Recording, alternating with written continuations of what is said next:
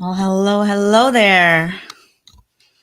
That music was interesting. It felt very science fiction-y. Isn't that what we're trying to go after today, I guess? I guess. Yeah, it had strong sci-fi vibes for sure. Well, hello everyone. Welcome to today's live stream. We try to give it a title that sort of represents what we're going to try to talk about: epigenetics, MTHFR, biological age, basically decoding our age code results. And as you've noticed, I am joined by my good friend and wellness advocate, David T. Stevens. Care to say a few things about yourself, David? Someone called me Mr. Wellness yesterday, which was the first time I had ever heard that. But yeah, I'm on a crusade to change the way we gather people in the official meetings and events industry.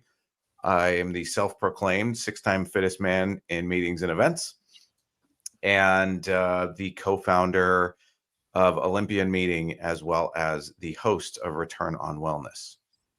I think that's enough. Fantastic. Well, I'm Anka Platon Trifan. I'm the founder, among other things, of Fit for Events, Fit Mindful Mavens, which is built on the simple idea that your own well being is the foundation for creating impactful events. I've always personally been active and athletic, but like any mom out there, I guess after having kids, I personally struggle with yo-yo dieting and structured workout routines.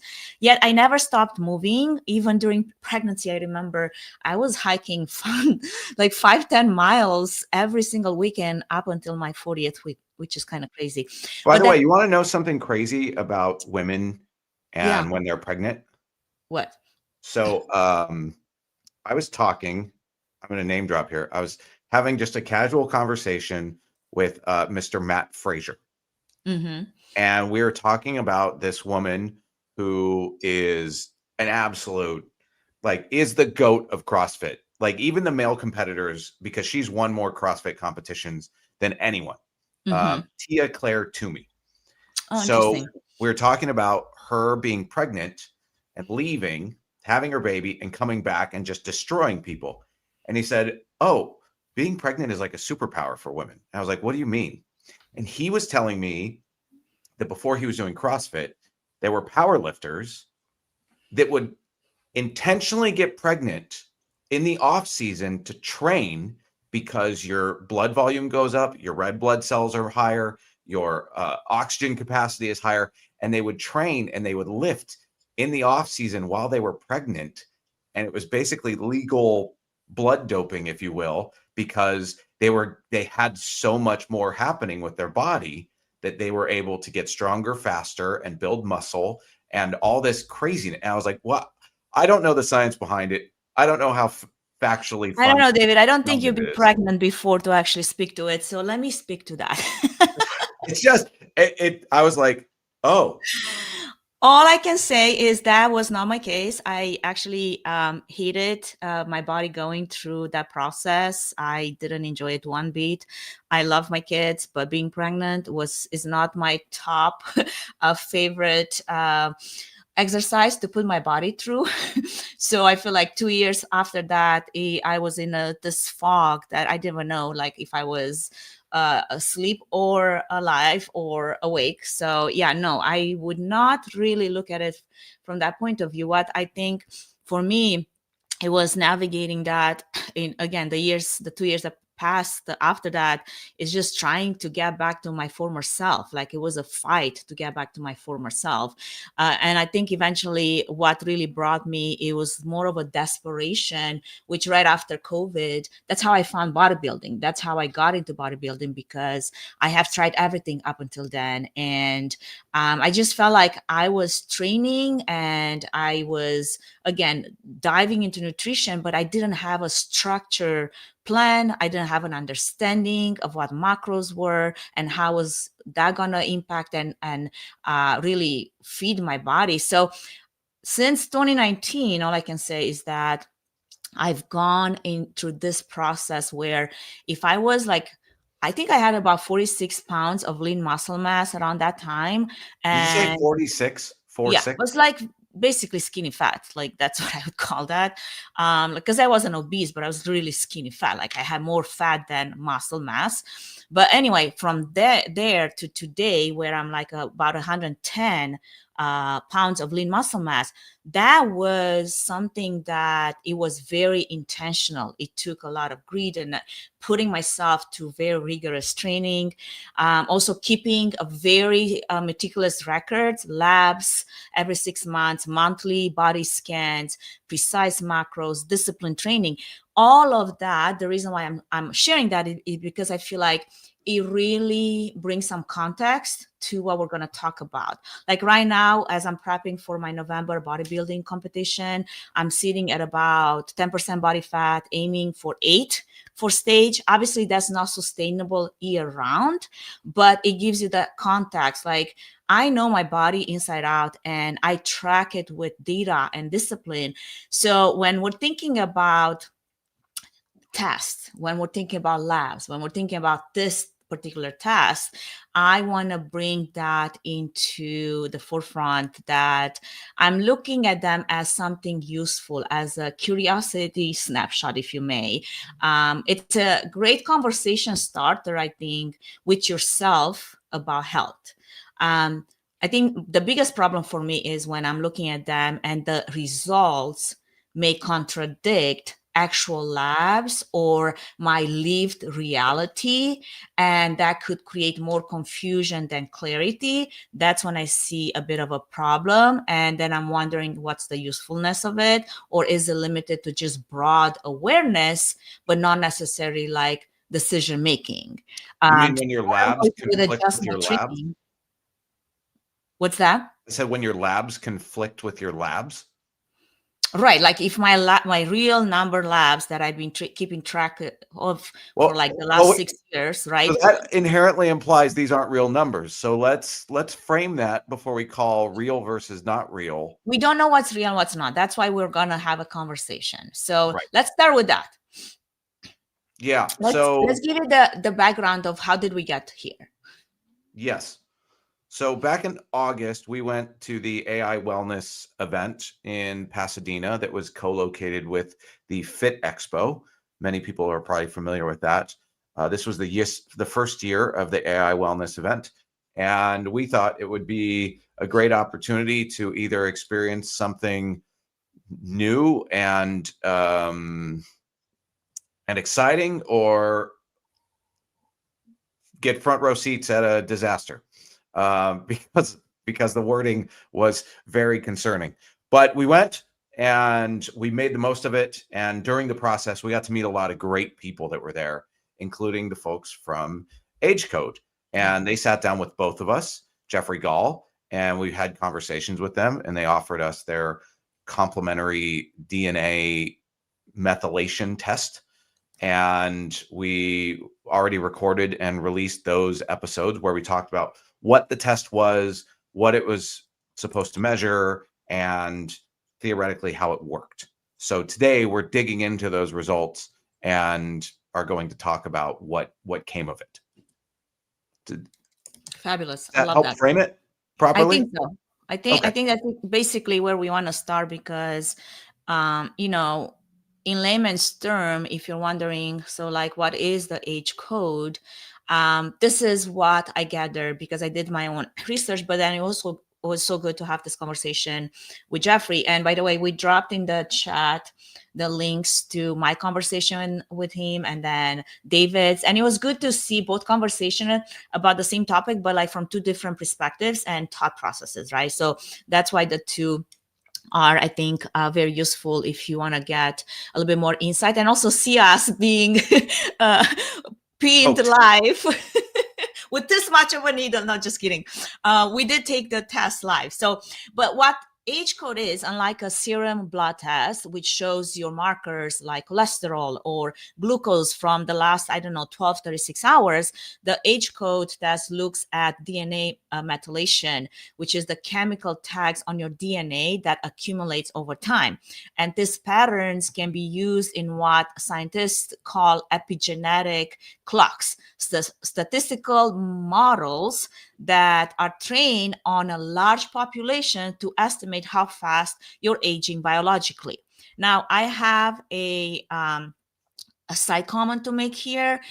This is something where we're gonna, dive a little bit deeper as we talk about it. But this large population, right? It could very much be your average person on the street. They might not be as health focused and fitness purposed like me and David are. And I think that raised the question for both myself and you, David, right? Like when we talked about this large population, like, are you saying that you're pinning me into this box? Because if that's the case, I don't know how relevant that might be. But anyway, it's not measuring your LDL or, for example, estradiol directly, right? It's looking at methylation patterns that in big data sets correlate with certain outcomes. So the results are less about the blood panel on that day and more about the way your body has recorded stress, exposure, and lifestyle over the past months or years. Jeffrey said for the last 90 days. So that's like 3 months. Yeah. And also, I want to call out the differentiation between causation and correlation, because there can be a correlation between an increase in deaths and increased ravioli intake, but there is not a causation between those two things. So two things can be happening simultaneously, and there is a correlation, but that does not mean that there is a causation between those two things. And I think I think also we should disclaim this is not medical advice. Neither of us are medical professionals. We are layman's, if you will, talking about critical thinking and how we approach this and what our personal experience was. So yeah, I just wanted to call out also that. Absolutely.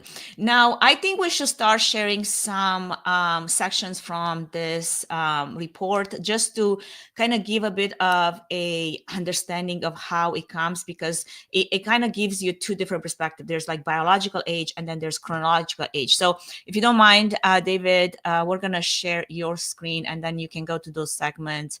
Let's see. Okay, make sure that that's zoomed in. Okay. Yep. So do you want to explain what is basically the baseline when you're looking at, go to biological age page, and then the chronological age? What are those big headline numbers and what are the differences when, because there are two flavors really. Yeah, well, and this was one of the things that Jeffrey called out in the conversation, right? Was they want to call out the fact that if you have your biological age or your age is, so I'm 45, your biological age is a combination of all the various different aging throughout your body. Your organ systems is a different thing, and it's looking at the ages of each of your organs. And then the pacing of aging is basically how fast you're getting older. So, but the big thing is with like the organ system, if you dig into your organ system and your kidney is showing that it's like, quote, 75 years old, there could be you could be experiencing something going on with your kidneys, and it might be worthwhile to go to your doctor and say, hey, I did this test, I'm a little concerned, can we go through this? Should we check some things to make sure everything's functioning properly? Or I don't know, you could have just been on a bender by the time you took this test and that might have thrown it off. I don't know. But that's kind of the big headline numbers, and the breakdown is I understand them. Yeah. And so if you look, I guess, at those two different numbers, right? it's important to understand that they come into different flavors. Like you have the, how do you pronounce that? Donadine pace, which is basically it estimates the speed of your aging over, like I said, those past 2-3 months. And then there's the symphony age, which averages your organ system age for a health span score. So that's why, I guess, let's see, you see two different numbers here, right? When you look at your pace of aging versus your biological age. And the organ age, the system that calculates that, which is the heart, the metabolism, liver, kidney, hormones, this has its own age as well. So that is what's calculated from methylation patterns that were correlated with biomarkers in this big population data set.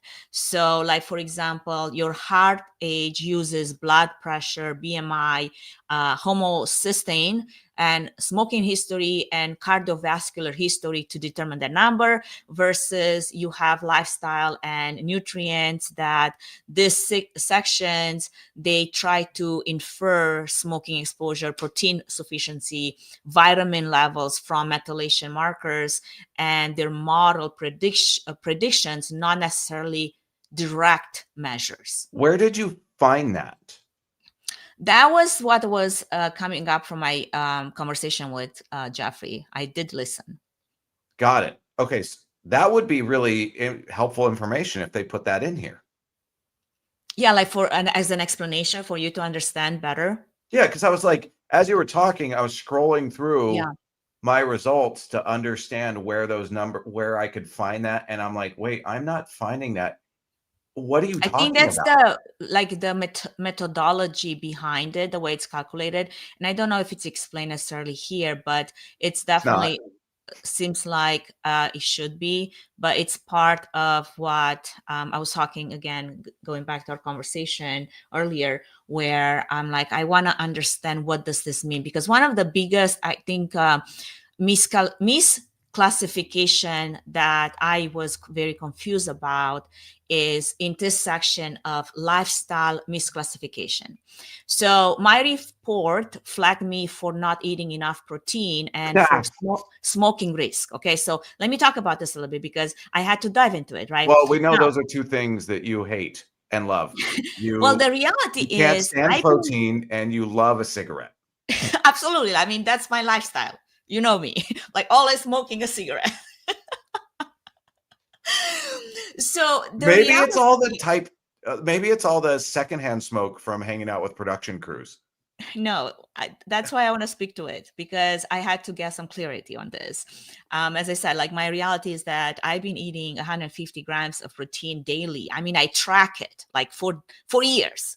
I've never smoked, vaped, or engage in any type of activities that involve substances. And I also do not spend time around smokers. I did not grow in a smoking family or environment. I mean, both of you, David and I, we have a bit of the similar background. Like, we grew up in a very religious communities, and smoking is not something that you engage in, right? So when I asked Jeffrey and their scientists about it, the explanation that I got was that maybe a biomarker misfired for protein. And then maybe the childhood exposure that I got growing up in Romania, which was, we were heating our house with a wooden stove for decades, right? But this is like when I was 3 and 4 and 5 and 6, before we switched to a different type of, Well, but were you huffing the smoke and didn't have a chimney? Well, that's what I mean. So that probably, he said, it would explain the smoking risk, because it would be embedded into my DNA again. But then the test claims that it measures the last 90 days, not 40 years ago. Yeah, right? I was going to say, when, like, haven't you been here since you were like 20? For 23 years. I'm like, right. It's, again, so which one is it? Is it the recent biology, or is it lifetime exposure, right? And if it's both, then how do we look at those scores and make sense of them? So that's why I wanted to start with the lifestyle for me, because if the basics like protein intake and smoking status can be misclassified so easily, then it raises a really good question, right? Like, how much weight should we give to the rest of those numbers? Yeah, it's a big challenge. I mean, the report is 63 pages, right? So it's one of those things that you either have to send to your doctor and say, hey, can you make sense of this? Or you upload the PDF to ChatGPT and you ask it to make sense of it and help it understand. One of the things I unfortunately took away from this that I was not a fan of per se was the fact that kind of almost out of the gate, I mean, page 4 is supplements. And that I was like, okay, like, where are those supplements coming from, right? Like, are those general good for you supplements? Because I have a really comprehensive like stack that I take on a daily. I think I sent you a picture once and you started laughing. I'm like, yeah, that's my well, yeah, it was a pile. So like if your liver health is struggling, I can send that picture back to you and tell you why. But like, but it's not. That's the thing. It's not. my thing is like this should be at the end. Even if you're a salesperson, like, and if this was like an MLM thing, like put the recommendations at the end, help people understand what's going on. But the other thing is, if this is really focused on people getting well, the reason I put mine in ChatGPT is I didn't want to necessarily buy their supplements. I wanted to change things through food. If there were like my protein thing basically said because one of the things we'll show in a second here is this is like beyond micronutrients. So there's macronutrients, right? Calories, fat, carbs, protein. That's macros. And then there's micros, which is all the other things. So this thing gets into the micro, like, where is your protein coming from? I'm going to scroll just a hot second here. Yeah, key nutrient insights. Like, this is line by line of various things. You know, it's one of the things that I found a discrepancy with too is when I ran this through, it has me deficient in these things where eggs and chicken show It's up here. everything you eat. And like multiple times, and it's like, eat more eggs. I know. I'm like, you eat don't more meat. understand what my menu looks like every single day. It's the same, and it's all of that. Yeah. Again, eggs, meat. And I'm like, so for breakfast, I have 2 eggs, half a cup of black beans in a breakfast, and 4 ounces of 99% lean turkey as my breakfast. And I'm like, it's fiber. It's like, so I really struggled when I ran this thing through ChatGPT when it came to food, how to adjust it, because I'm doing all the things it says I'm not doing. Yeah.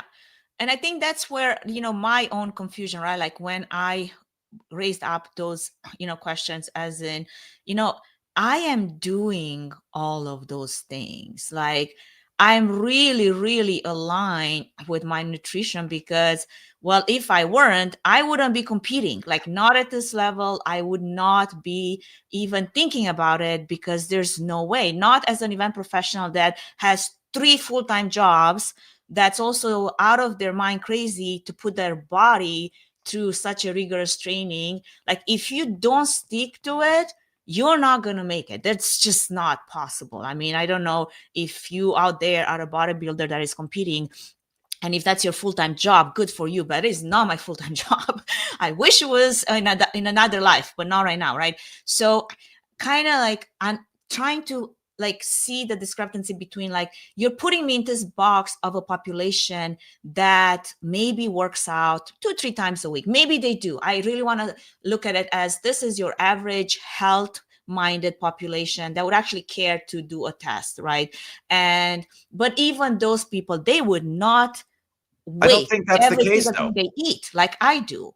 But I don't think that's we were talking about this before, and I think this is the fun part because we get to debate on who is this test for? Because I think it's like $1,500, right? Is I think so, retail yeah. for it. Yeah. I'm sure it's HSA available and all that good stuff. But I don't think the average person is taking this test. I think it's the me's, it's the you's, it's the person who's looking for that edge. It's the highly competitive person. It's someone who says, okay, what can give me the 1% difference on what I'm already doing without having to worry about getting busted for doping, right? Like, what's missing in my natty life that I can tweak to give me the edge? Yeah. That's the person who's using this. So with a sampling against An average regular population, general right? population, I mean, it's the thing is, that also makes me think, well, then shouldn't it? I know what I do for me. I know what you do for you. Shouldn't we be like even younger than it says we I are? know. Yeah, Or yeah. It's like it makes me sad. Like if this is my number, like I want to touch on like one of my numbers that it kind of like I think me and you got into a bit of a snuffle when we both got our results when we were at the what awards smart meetings smart women. Women of the Year awards, and you got the Allies. Congratulations for actually getting the Allies awards. And I got the Entrepreneur Award, and it was great. It was like such a great experience. And we were both on our laptops, like looking at our numbers, and I got pissed at my numbers. And and then the first thing David does is here's one strange person coming to talk to us is sharing like we got our numbers, and my numbers are so much better than yours. And I'm like, shut up. Like first off, we don't understand what those numbers are. Like do not even open your mouth about my numbers because I'm trying to reconcile. It was a very, very blatant HIPAA violation. Right. Like why are you sharing my results? Why don't you talk about yours? I would have slapped you if it wasn't like in a group of people and everybody's looking at us like, what are these people doing right now? But anyway, I want to share this really quick because again, this is the numbers that piss me off because it says here that my baseline pace of aging is 0.91, which is slower than peers. But then another page somewhere here, it says that it's 1.29, which is faster than those peers, right? Yeah, where's that other page you found? Where it was So then I'm like, both cannot be true. But then the explanation that I got goes back to those different algorithms, right? The ones that I just mentioned earlier, the Dundin pace that looks at the last 2-3 months versus Symphony Age that combines organ systems, which to me, it's useful to know, but here's the issue. When someone sees a report that says on one page, you're aging slower, and then on the next page, you're aging faster, how do you interpret that? Like which number is the one that you're supposed to trust? That's where this test, I feel like, creates for me more confusion than clarity, because if the algorithms don't align and they don't tell you which one carries more weight, then the takeaway for most people will be as much as it was for me. Like, I don't know what this really means for me, you know? Yeah, when something lacks consistency, it inherently breeds distrust because especially, I mean, conflicting information then is like, okay, well, which one's the right one? Well, I don't know. And well, it depends on what you're like. This is science. This is like, there should be straightforward answers on this stuff because the way science works is it's based off of repeatable results. I heard Neil deGrasse Tyson say something that basically, if you erased the Bible and you erased all scientific results, and then you tried to replicate both those things and then compared it to the previous versions, the Bible would be different because it's been rewritten and it's things that people have shared over time, right? The science would be identical. And if this is a truly scientific test, That's not an attack on religion. It's anecdotal versus. Well, I was going to say I have different opinions on that, but we're not going to get into it. It's anecdotal versus. Yeah, but I feel like metric. even the science, right? Like when we look at the science, it so matters the data set. Like what is your data set? Because if you replicate the test, that the whole point being is replicating the test, the results should be repeatable. So I'm with you in the sense that I don't understand why you're getting different numbers for the same thing. Yeah, I'm trying to find that here. And I think it goes all into the organ system, right? And then that's when he tells you, like, this is your musculoskeletal age, liver age, kidney, lung, heart, all of this, which again goes back to us, metabolic age. This is the one, the metabolic age. Let me see if I can share that because I finally found it. Okay, so here in the what page is that on? Which page? I don't know. This page. It doesn't have page numbers. Wait, it should tell me the page number here in the page 9. Okay, so like inflammation, metabolic age, hormone age. Like I want to talk about those things because actually I had a few thoughts on this, right?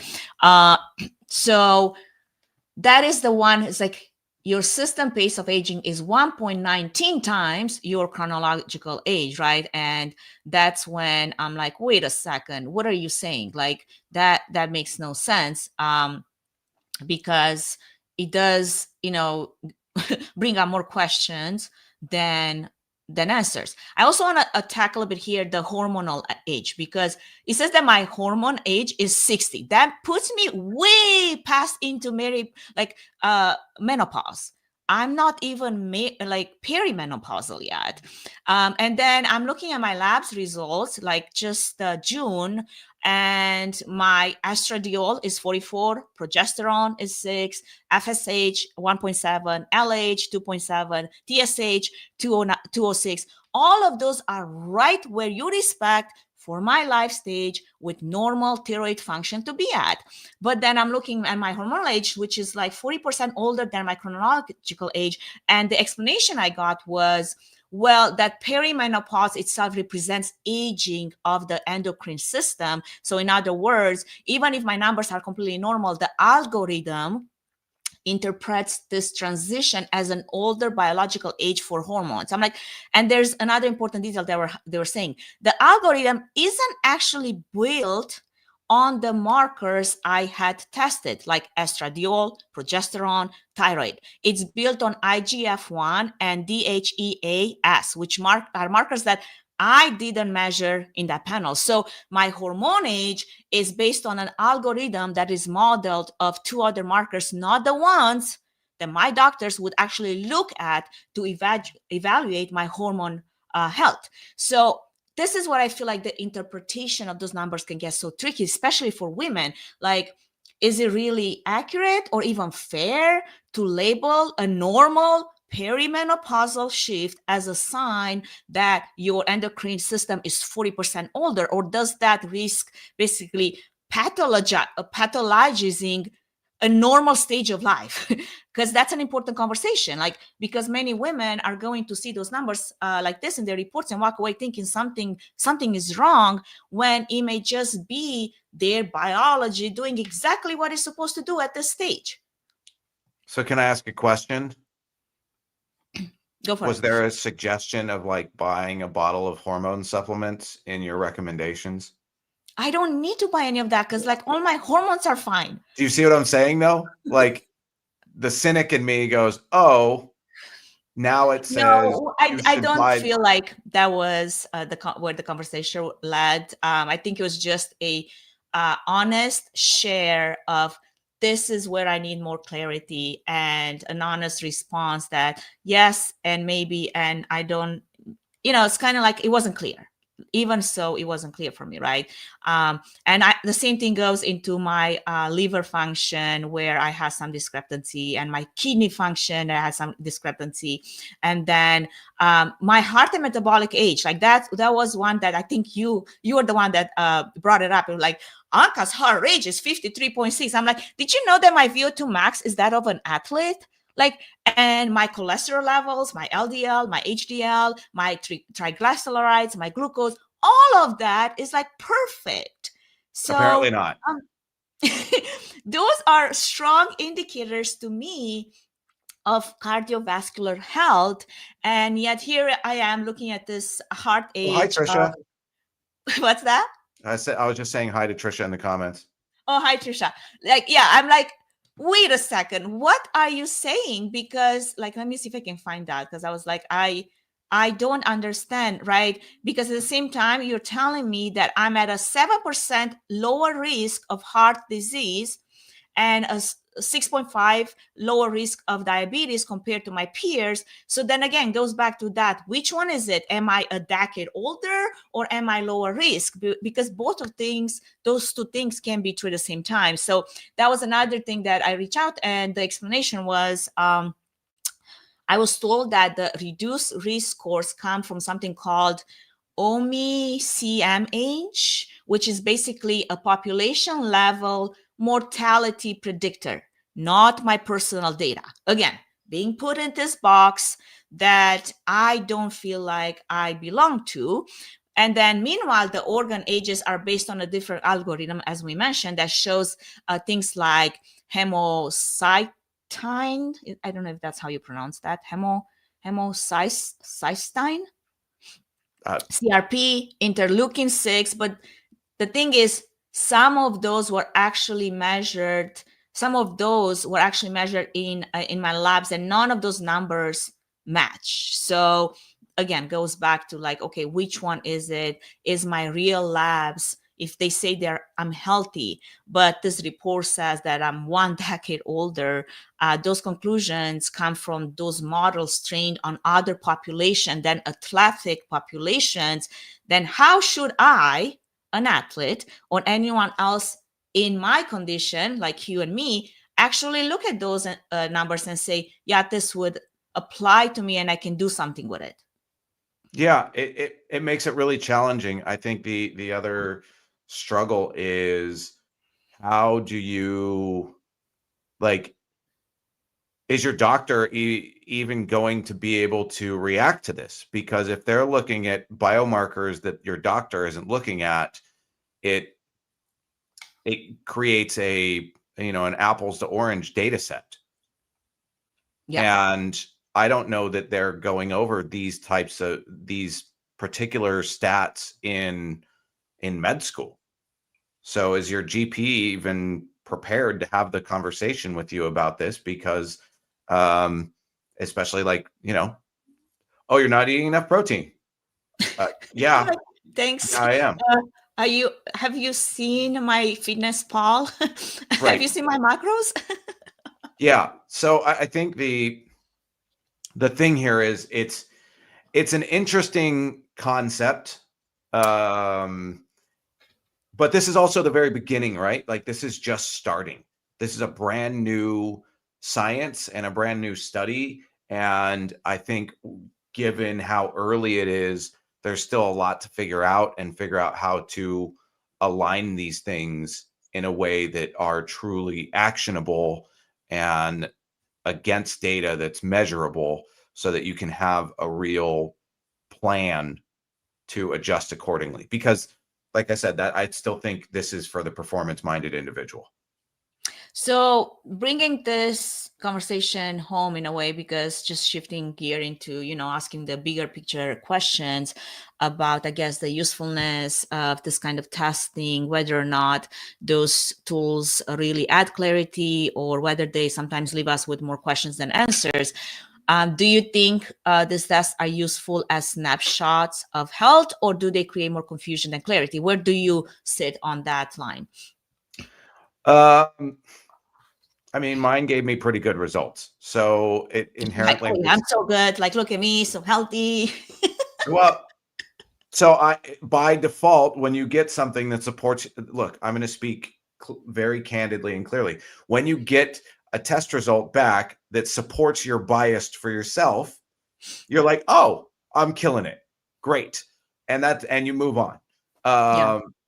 I think where this is challenging is it could create a bit of an alarm for someone who is doing all the right things. I'm very happy that we got such comparative results, because it fosters the discussion of what to do with these things, especially in a new space, in a new study, in a new science where it's still being figured out. So I think if it's showing up and supporting your personal bias, then, all the more reason to think critically. I just had somebody, well, we recorded, so it's not out yet, but we had a whole hour-long conversation about critical thinking. And he said, when something supports your bias, you have to be more critical than ever, as opposed to when something doesn't support your bias, you're going to inherently be critical because you want to understand. So I think it's interesting. I don't know that I would do anything differently in my life. I might eat a little more fish based on it digging into the macronutrients, Right. but it's, tomorrow I'm going to a longevity summit, and they sent me all their lab credentials when they invited me. So I'm really curious what that's going to be about. So I think we're just at the beginning of this. And so Yeah. we're still learning. Well, here's the thing, like another question that I would raise, for things like that, when it has to do with cultural lifestyle context, is does cultural upbringing or lifestyle history, talking about our two results being different, even though both of us live a very similar lifestyle, but then there is the context of our upbringing, like growing up personally in a country where we use wood stoves, or a household with different food profiles, right? Does that influence these results in any meaningful way, or is that kind of overreaching? So if I'm thinking about it, if I were to answer that to myself, I think there might be some influence, but I also think it's often overplayed. For example, being told that my childhood exposure to a wood stove might explain why the test flagged me for smoking risk, but the test is supposed to measure the last 90 days, not what I was exposed like 40 something years ago. Didn't you just get back from camping? No. So With a it's like, campfire? if cultural or environmental upbringing is shaping this scores, then it's not really aligned with how the test is marketed. To me, that's not really where, I get numbers from. So I guess the big question is, if someone asks me whether to spend my money on this or not, I would say it depends on what you expect. If you're curious, and if you want to, and you understand that it's a broad model and not a, I don't know, medical test, then it could be something interesting. I mean, like I thought definitely I got some insights, like, yeah, maybe I should eat more fish. I don't like fish like at all. Yeah. But if you're looking for actionable health advice, I think you're better off investing in some like consistent labs, body scans, lifestyle tracking, because that data will give you clarity. This test might give you some perspective, but only if you don't confuse perspective with precision, right? So how did that show up for you? I mean, what do you think? Yeah, I totally agree. I think if you had to choose the same amount of money, so like $1,500 to spend in one direction or the other, if you have a bunch of disposable income and you're curious about this, cool, have fun. Otherwise, I would focus on getting spend the money on a DEXA scan on measuring your body composition. I would spend a little money on getting a VO2 max test so that you understand your cardiovascular health a little better. I would get some blood work labs from the doctor so you understand your cholesterol and things of that nature. And I would probably buy a premium subscription to MyFitnessPal so that you can track your food on a regular basis. Easily track your food. I think people many times, they want to do all the steps, but then it becomes hard. And then spend the other $1,000 on a gym membership. and a personal trainer. Right. I think, removing the blockers or anything that is, gonna make that process, even the slightest, harder for you. I think that's where I put my money, as well, because if I can take my app and just scan the whole meal and everything is being automatically imported into my FitnessPal versus having to do that by hand, line item by line item, while I'm in the middle of this dinner and everybody's looking at me. Why do you have a food scale in the first place?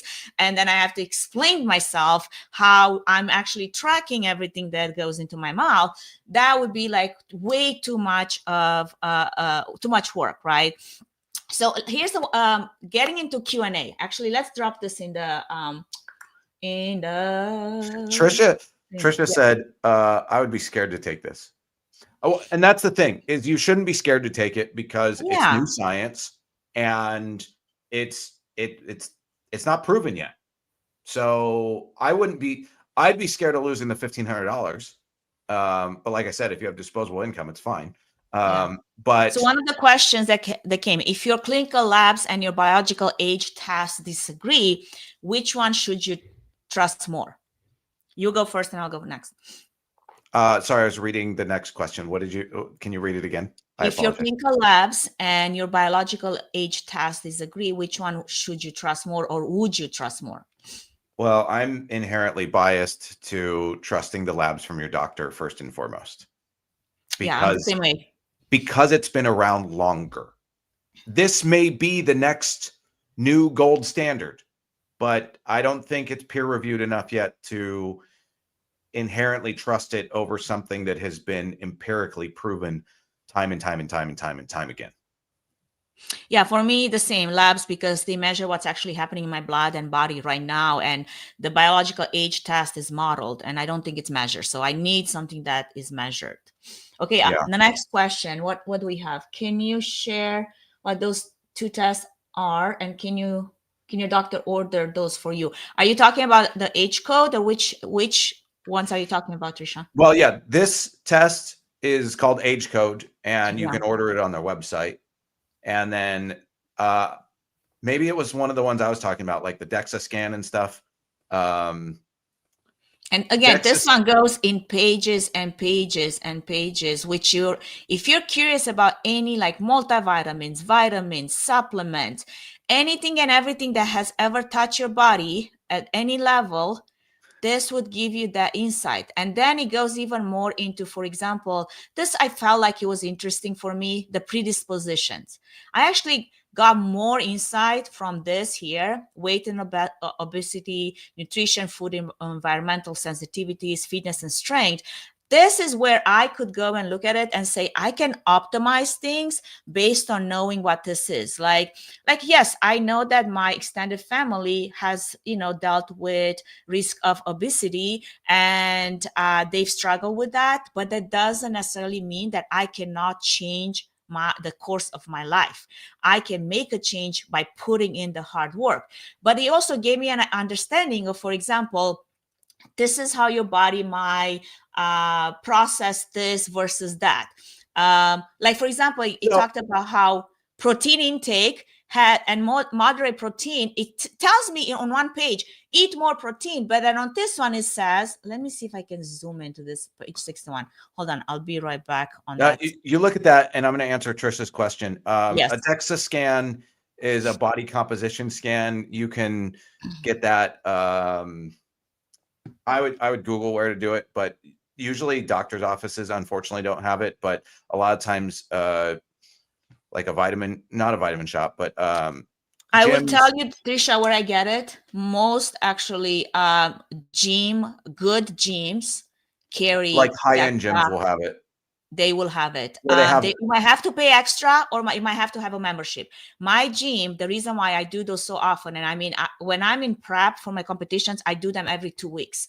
And as I'm getting closer to the stage date, I do them weekly. Like I'm really, really dialing into knowing where my body fat is. That's the most important thing. And then lean body mass for my muscle, because I don't want to lose that muscle that I work so hard for. So then I have a membership with my gym, and I can just walk in there, do my scan daily if I wanted to. I wouldn't be relevant, but really if I wanted to. So I would start there. Yeah. So the DEXA scan is going to measure your body fat. There's some other ways you can do it.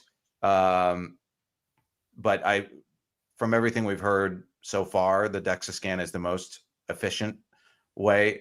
They used to be able to do like a float test, that kind of thing. And then getting a full blood panel workup from your doctor's office is the other test, which they can order that for you.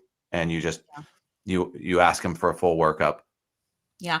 Universities, they might also have those tests. Like, for example, Boise State University, I'm in Boise. They have, because of the Boise State, athletes, they actually have a very comprehensive lab, and because for their athletes, but then they offer those services for the general population that wants to pay, I don't know, $100, $150 for one of those tests. And you can go and do that as well. So inquire there. Okay. So what I wanted to share here really quick is, so when I was looking at the food intake, right, protein intake, it said people with this genetic profile did not see an improvement in weight loss by implementing a high protein diet. Key scores of protein include seafood, meat, all of that. That was interesting. I'm like, what does that mean for me? Like, are you saying that all those things that are being said about eat more protein so that you feel fuller for weight loss, it doesn't impact people with my genetic profile? I don't know. Personally, I'm not going to change my diet because of this. Mine said exactly the same thing. And are you on that screen? You want to share it? Yeah. It's right here, protein intake. Also, here's something interesting. Maybe not so interesting.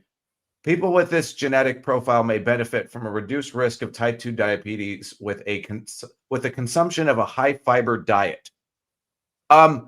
Everyone can benefit from a high fiber diet and experience a lower risk in type 2 diabetes because fiber regulates blood sugar.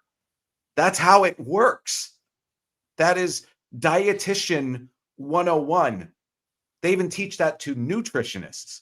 Not to poo-poo on anyone who's a nutritionist, but that's basic physiology, is that fiber regulates blood sugar. That's one of the reasons it's good for you. So I like some of these things are, yeah, man, I don't know. Yeah, I have the same thing on that line. Yeah, okay, so because it's everyone. So, okay, next question. Let's see which one I'm going to pick.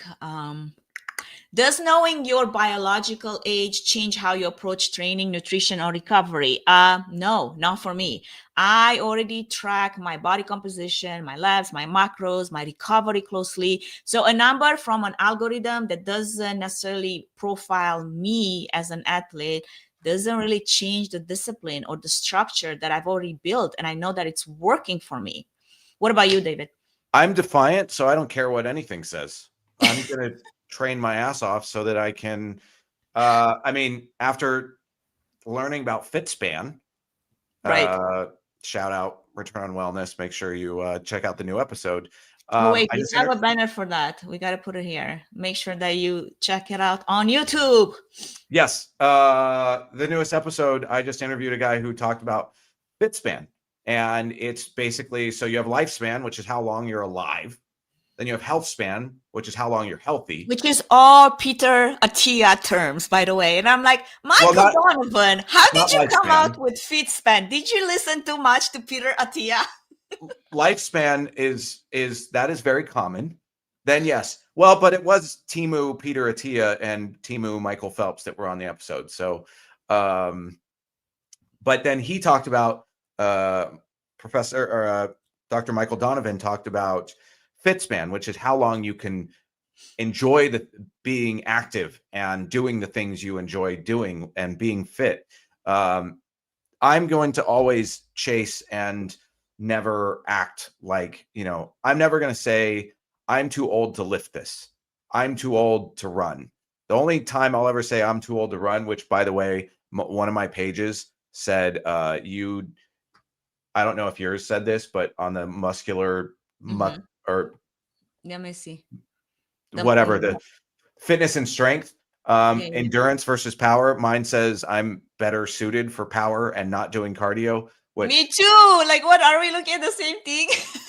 Which, okay, maybe I'll listen to that one because I like it. Yeah. No, I'm just kidding. But I'm going to constantly train outside of my comfort zone because that's what brings me my mental health. That's what brings me my happiness.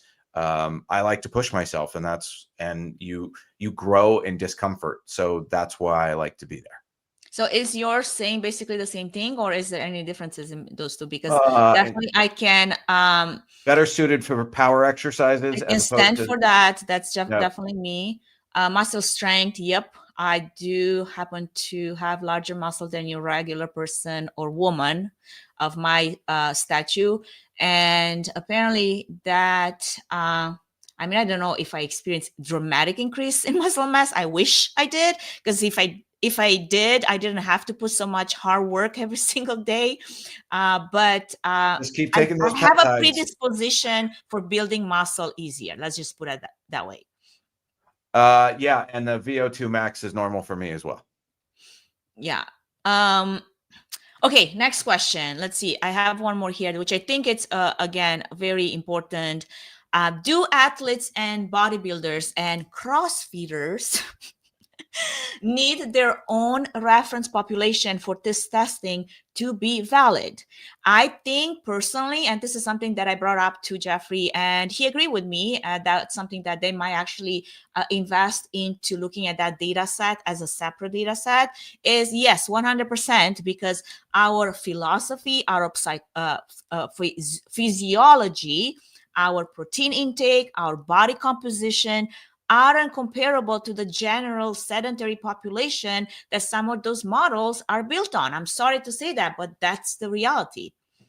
I think you just publicly declared on the internet that you think you're better than everyone else. No, I don't think I'm better. I think I put more work than your average person, and for that, I will 100% stand behind. Yeah, well, you have the striations to prove it. And I do I have my low body fat that I have gotten to. I didn't just get born with like this skinny figure. No, I was born like being very skinny fat, like lots of fat and very little muscle mass. Like I had to change that because I cared to change that. Yeah, I would want, but I mean, then what do they do? Like, do you tick the box of, oh, I'm an athlete? And then because what does that mean, right? Like people could categorize themselves that. Because I'm like, yeah, there's a lot of people. I do work out twice a week. I'm an athlete. I'm like, are you really? Well, look, there is a whole subset crowd in the CrossFit world of people that like they go to CrossFit so they can eat pizza and donuts. Like, and I get it. Like, I'm not here to judge that.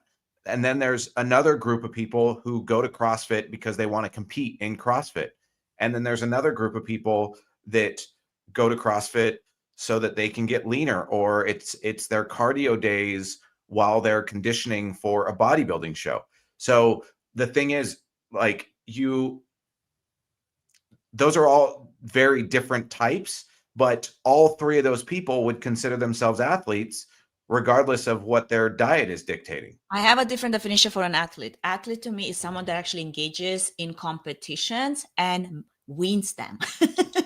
So sorry that my standard is way high when I think about what an athlete is. Yes, there's fit people out there. The fittest event profs happen to exist.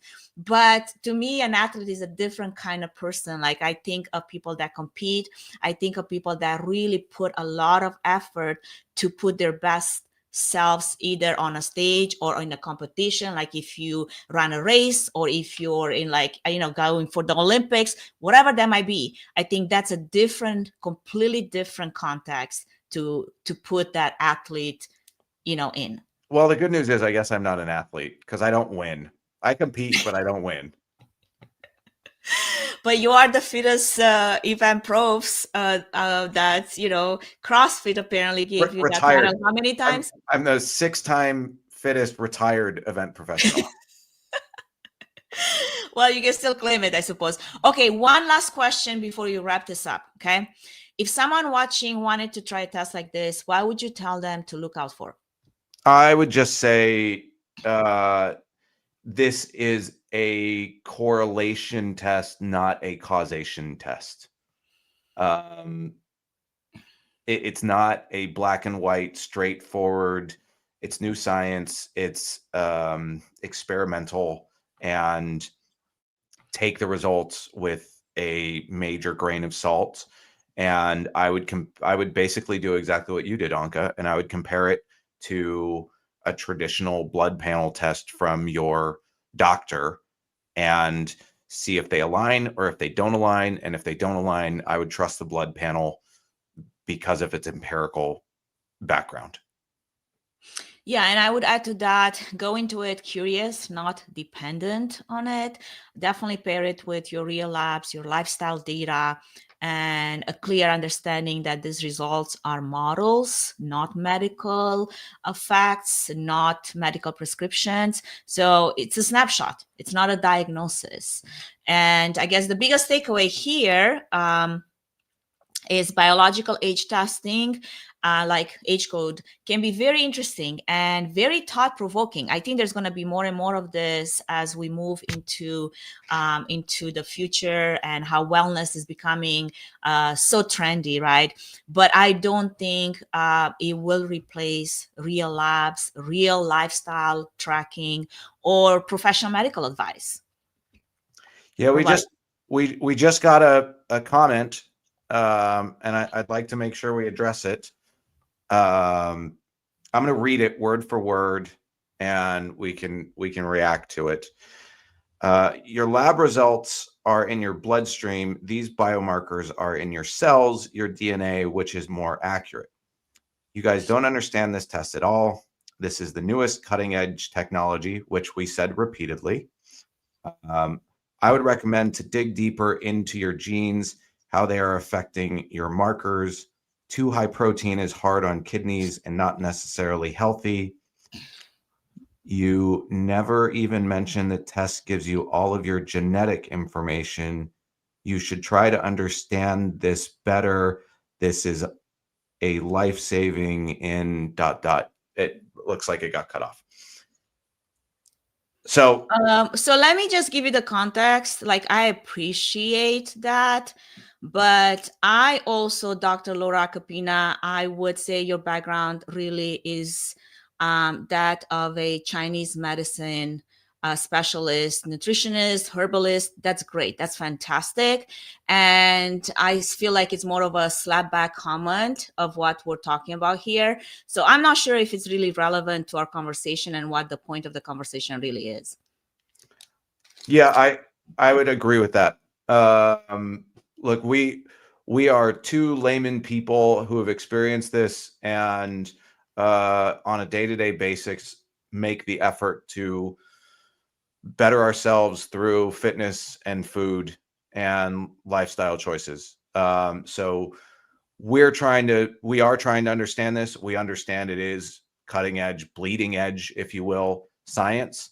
And I think when it is that new, it's tough to measure the efficacy of it, especially when the results or the recommendations don't promote product over practice. Yeah, I think too much pseudoscience. I can't look at that and call it science. My thing is, I shouldn't have to go to ChatGPT to figure out how, what kind of foods I should adjust when I know I'm already eating certain things.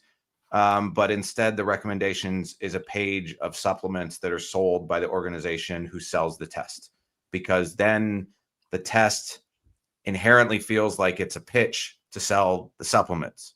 And supplements are one of the largest portions of the overall wellness industry. And it is also a highly unregulated sector. There are some supplement companies, USP, who would go through third-party independent testings, but there's a lot of snake oil in there. So I think that's where the skepticism comes from, and I think skepticism is healthy, and that's how we overall get to the next level of thinking.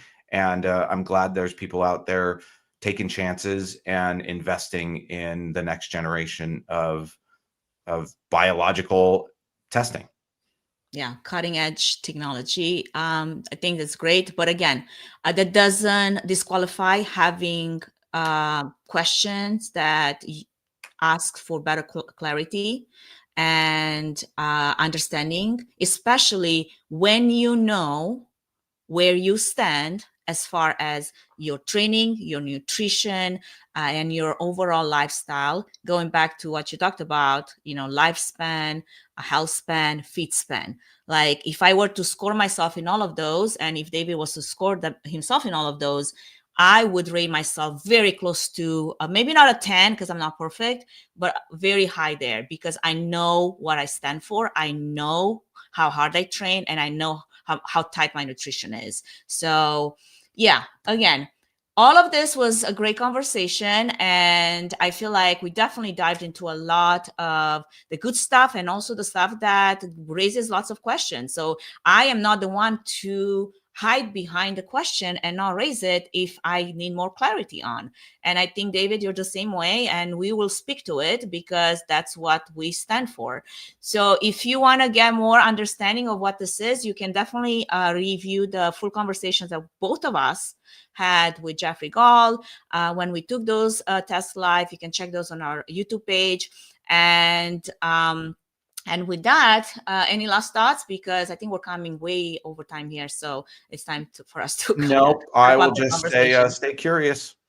Yeah, definitely stay curious. I mean, that's what it comes down to. Yep. All right. Well, thank you, David, and for everyone that's joined us. I hope you have a wonderful rest of your day. Go and hit that workout rack for a minute. Feel good about yourselves that actually you do score high in lifespan, feet span, and health span. Thanks, everybody. Thanks.